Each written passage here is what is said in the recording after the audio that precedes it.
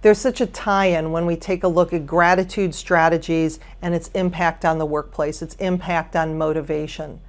When it comes to feeling that level of appreciation, I know a lot of times I will have manufacturing plants that bring me in to not only do a program for the managers that focus on the culture, that focus on the workplace, but they also bring me in to talk to the hourly employees.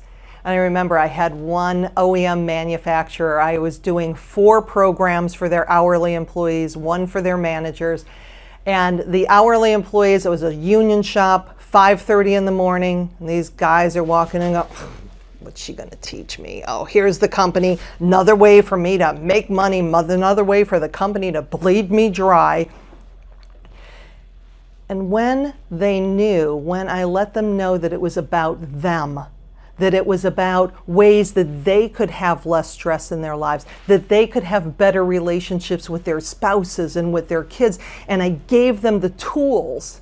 Now, my evil plan, of course, was when they had less stress and they had better relationships, when they had those better relationships at home, that was going to transfer over to the workplace.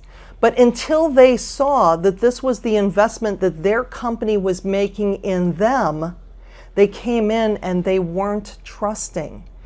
And even now, it takes time for employees to see that managers are trying to make a difference, that they are changing, that they're setting that foundation.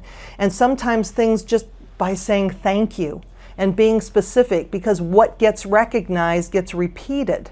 So I want to be very specific. Now you know that I'm paying attention to you and I'm saying thank you. Now the first time that I say thank you to you and I'm out of practice and you're not used to it, you're going to say, ugh, what does she want? She's never thanked me before. But we just keep that up. We keep that up and we look for ways to acknowledge the good that people are doing.